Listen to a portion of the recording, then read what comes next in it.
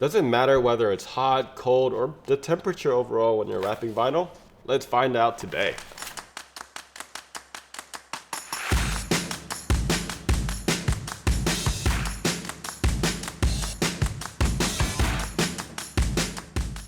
So first of all, let's go with the coldest one first. We just got this out of the freezer, the fridge, and then just a normal room temperature vinyl.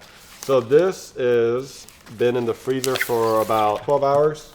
And what that means is, you saw how easy it was to just break like that? This is what happens when it's super cold.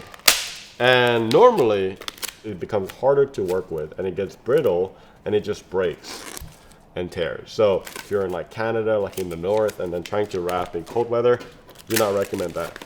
This is also in a refrigerator temperature, and you can see, let's see if I can rip it. Yeah, that was a little bit harder for sure than this one, but it definitely still rips, right? And one thing to keep in mind from my experience is gloss tends to get a lot more brittle faster. This is matte, this was satin. And then I got here, this is gonna be a normal vinyl, and I'm gonna just try to rip it as well. So I can definitely rip it, but I guess like the difference is I was putting a lot of force, first of all, is that it's not as brittle. Like if you look at the difference between like this one right here, the way it broke like this. And then you can see it was definitely a lot easier to break this one.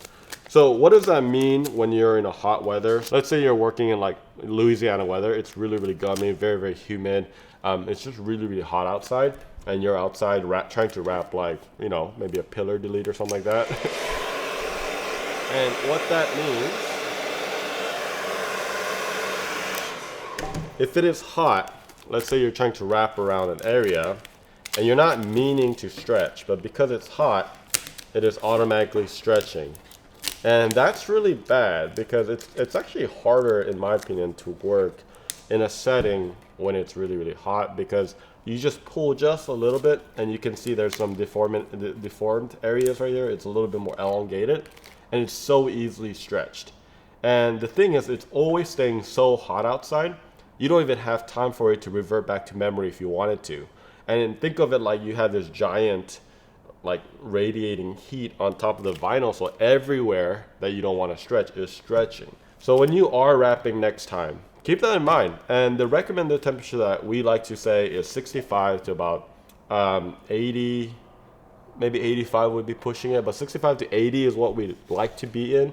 So a nice room temperature is a perfect area so that you could have control where to put heat, and so that it's not too brittle when you're stretching as well. One other thing that I forgot to mention is when you're working with a cold surface. So typically, you know, the substrate is metal, you know, aluminum or steel or whatever it is.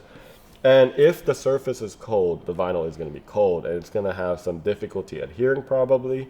And that could also be challenging. So keep that in mind. It's not just about the brittleness, it can also be about adhering. If you learned something, please click on that subscribe button. If you have any questions, let us know in the comments below. Keep in mind of temperature, and we'll see you next time. That's a wrap.